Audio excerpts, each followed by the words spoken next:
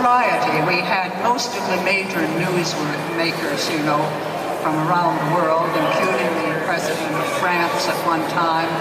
We had singers, entertainers, but one that I do remember very, very well because he came to us. I don't think we got the subject.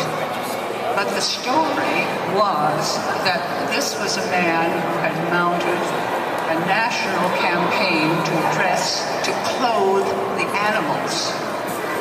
And when we knew then, when we were told what the guest was, Gordon turned to me and said, "Over to you, Betty. I can't deal with this." And he took it seriously. Well, of course, once we got into the subject, this man was a very skilled raconteur. He was a real comic and a real character, and he really wasn't serious about this. But he went into the greatest, longest sermon you ever heard about how it was terrible that we let these animals go around unclothed and so on. And so finally, Gordon gives me a nudge and says, "I'll take it." And he had a ball with that. And I remember that because it was the one show that broke us all up, that we were all in fits of laughter by the time we were through. This man was so entertaining.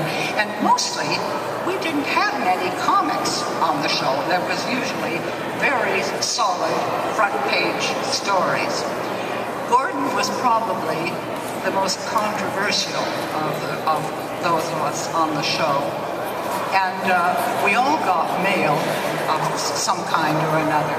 But I remember one letter that came to Gordon because he came and showed it to me and read it to me.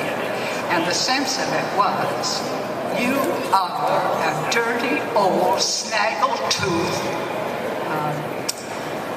gorilla." And you know what he turned around and said to me?